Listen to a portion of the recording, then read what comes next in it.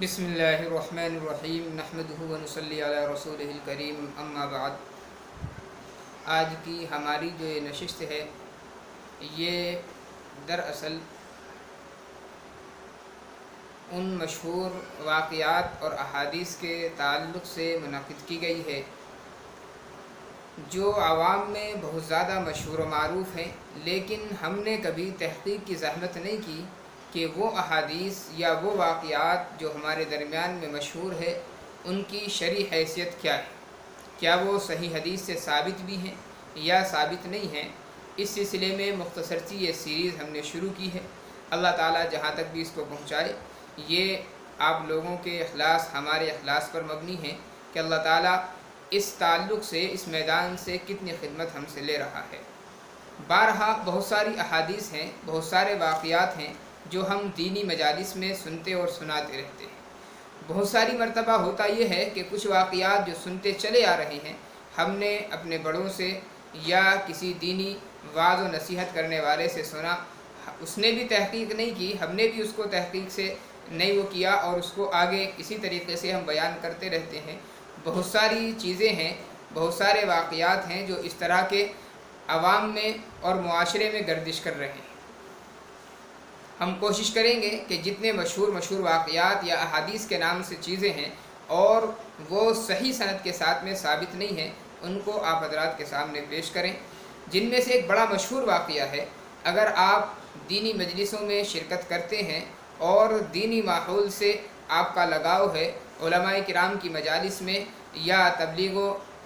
اصلاح کی مجالس میں آپ حضرات شرکت کرتے ہیں تو بارہا آپ نے ایک واقعہ سنا ہوگا۔ حضرت موسیٰ علی نبینا علیہ الصلاۃ والسلام کے تعلق سے ایک واقعہ بیان کیا جاتا ہے کہ حضرت موسیٰ علی نبینا علیہ الصلاۃ والسلام کے پیٹ میں ایک مرتبہ شدید سر درد ہوا۔ حضرت موسیٰ علیہ الصلاۃ والسلام کوہ طور پر تشریف لے گئے اور وہاں پر جا کر کے اللہ تعالیٰ سے ہم کلام ہوئے، اللہ سے اپنے درد کی شکایت کی کہ اللہ میرے پیٹ میں درد ہو رہا ہے، آپ اس کا کوئی علاج منتخب فرمائیں، کوئی علاج تجویز فرمائیں۔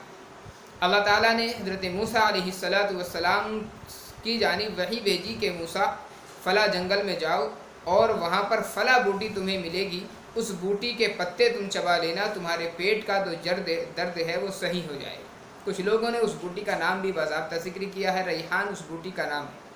بہرحال حضرت موسیٰ علیہ الصلاۃ والسلام اللہ تعالیٰ کے حکم کے مطابق تشریف لے گئے اور وہاں پر جا کر کے حضرت موسیٰ علیہ الصلاۃ والسلام نے اس بوٹی کے پتوں کو تناول فرمایا، جس کی وجہ سے پیٹ کا درد صحیح ہو گیا۔ کچھ دنوں کے بعد حضرت موسیٰ علیہ الصلاۃ والسلام کو پھر دوبارہ یہ شکایت ہوئی تو حضرت موسیٰ علیہ الصلاۃ والسلام نے یہ سمجھا کہ اللہ تعالیٰ نے چونکہ پیٹ کے درد کا جو علاج تھا وہ مجھے بتلا دیا تھا، اس لیے پھر اس جنگل میں دوبارہ تشریف لے گئے، اسی بوٹی کے پتے چبائے اور خیال یہ تھا کہ پیٹ کا درد صحیح ہو جائے گا۔ لیکن کچھ ہی دیر کے بعد حضرت موسیٰ علیہ الصلاۃ والسلام کے درد کے اندر شدت پیدا ہو گئی، تیزی کے ساتھ وہ درد ہونے لگا اور زیادہ وہ درد بڑھ گیا۔ اب حضرت موسیٰ علیہ الصلاۃ والسلام نے اللہ تعالیٰ سے پھر ہم کلامی کی، اللہ تعالیٰ سے معلوم کیا کہ اللہ یہ کیا وجہ ہے، پہلی مرتبہ جب میرے پیٹ میں درد ہوا تو میں نے آپ سے اس کا علاج معلوم کیا، آپ نے مجھے فلاں بوٹی کے متعلق بتلایا، اس کے پتے میں نے کھائے تھے تو پیٹ کا درد صحیح ہو گیا تھا، اس مرتبہ بھی میں نے اسی کے پتے استعمال کیے تو پیٹ کا درد اور زیادہ بڑھ گیا ہے، اس کی وجہ کیا ہے؟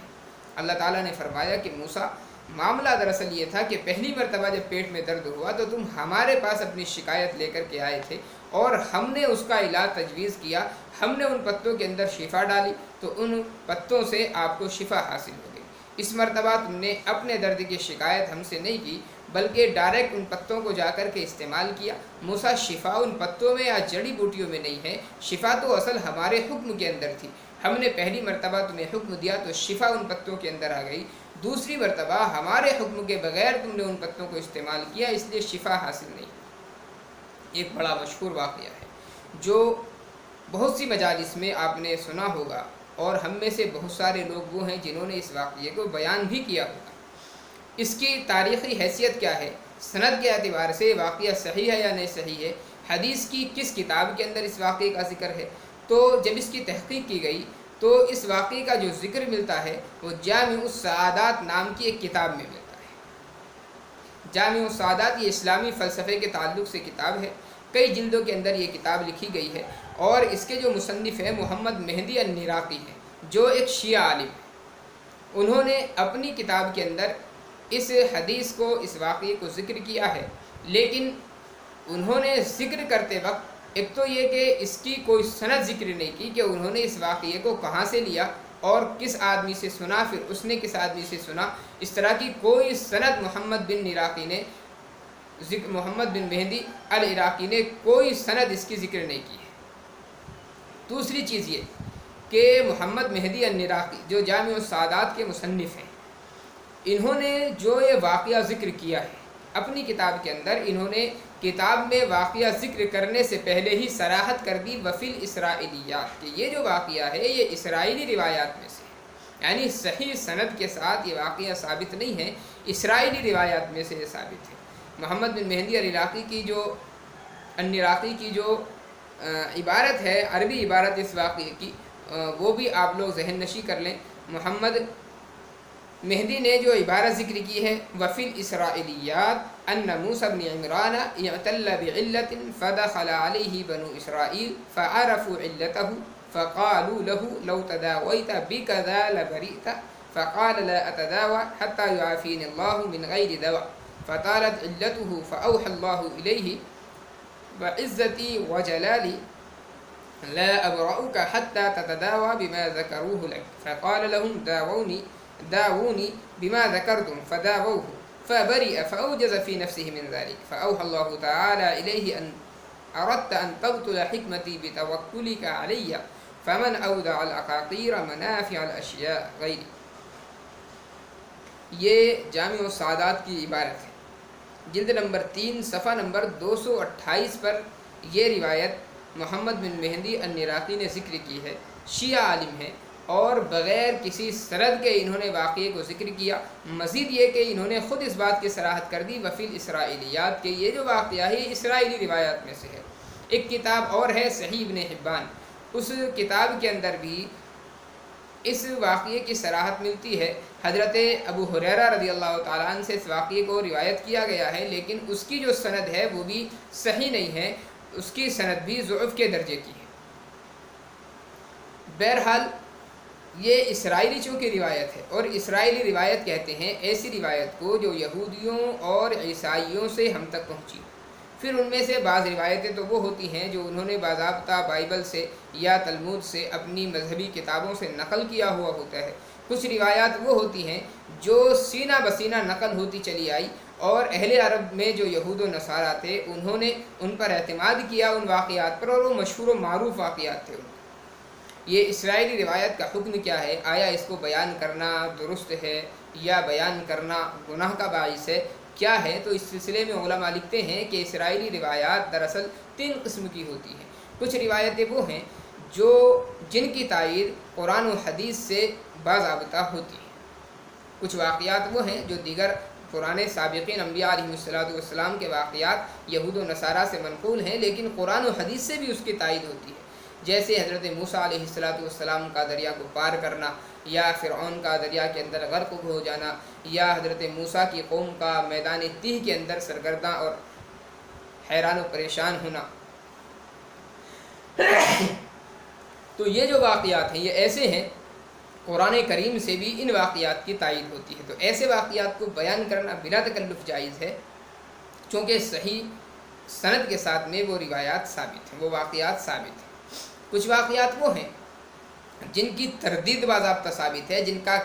کذب اور جن کا جھوٹا ہونا ثابت ہے، جیسے حضرت سلیمان علیہ السلام کے متعلق ملتا ہے اسرائیلی روایات میں کہ حضرت سلیمان آخری عمر کے اندر بت پرستی کے اندر مبتلا ہو گئے تھے، حالانکہ قرآن کریم نے صراحتاً ذکر کیا ہے کہ حضرت سلیمان علیہ السلام موحد تھے، اللہ پر ان کا ایمان تھا۔ تو حضرت سلیمان کا بت پرستی کے اندر مبتلا ہو جانا ظاہر بات ہے، اس کا کذب جو ہے قرآن سے ثابت ہے، جھوٹا ہونا قرآن سے ثابت ہے۔ ان واقعات کا بیان کرنا کسی بھی صورت میں جائز نہیں۔ کچھ واقعات، کچھ روایات وہ ہیں جن کا صدق ثابت نہیں ہے اور کذب بھی ثابت نہیں ہے، یعنی قرآن و حدیث سے ان کا سچا ہونا بھی ثابت نہیں ہوتا، جھوٹا ہونا بھی ثابت نہیں ہوتا۔ ان روایات کو بیان کرنے سے چونکہ کوئی خاص ذاتی فائدہ ہوتا نہیں ہے۔ دوسری بات یہ ہے کہ ہمارے پاس میں صحیح روایات سے جو واقعات ثابت ہیں، سلف صالحین سے، قرآن و حدیث سے صحیح روایتوں کے ساتھ، صحیح سند کے ساتھ جو چیزیں ثابت ہیں وہ بہت ہیں، بے شمار واقعات دیگر سابقین انبیاء علیہ السلام کے ہیں۔ نبی صلی اللہ علیہ وسلم کے تو واقعات ثابت ہی ہیں، لیکن سابقین انبیاء جو ہیں بہت سارے واقعات ان کے بھی وہ ہیں جو قرآن و حدیث سے ثابت ہیں، صحیح سند سے وہ چیزیں ثابت ہیں۔ انہی واقعات کو بیان کرنا چاہیے جو واقعات صحیح سند سے ثابت نہیں ہیں، اگرچہ ان کی قرآن تردید بھی نہیں کرتا ہے، لیکن بیان کرنے سے کوئی خاص فائدہ نہیں ہے۔ ان روایات کے تعلق سے چونکہ یہی ہے، حکم دیا گیا ہے کہ نہ تو ان کی تصدیق کی جائے اور نہ ہی ان کی تکذیب کی جائے۔ حضرت موسیٰ علیہ السلام کا جو واقعہ ہے وہ بھی اسی قبیل سے ہے کہ اس کی تائید بھی ثابت نہیں ہے، تردید بھی اس کی ثابت نہیں ہے۔ تائید ثابت ہونے کا مطلب یہ کہ صحیح روایات سے اور صحیح سند کے ساتھ میں تائید ثابت نہیں ہے، اس لیے مناسب یہ ہے کہ ایسے واقعات کو بیان نہ کیا جائے، اور اگر کوئی عالم ان کو بیان کرنا ہی چاہتا ہے، بیان کرنے کی ضرورت کہیں پر پیش آئی تو باضابطہ یہ صراحت کر دی جائے کہ یہ اسرائیلی روایت ہے، اور اسرائیلی روایت کا حکم بھی بیان کر دیا جائے کہ اس کا حکم یہ ہے کہ تصدیق بھی اس کی ضروری نہیں ہوتی، تصدیق اور تکذیب بھی ضروری نہیں ہوتی ہے، اگر قرآن و حدیث سے اس کی تصدیق یا تکذیب اس کی ثابت نہیں ہے۔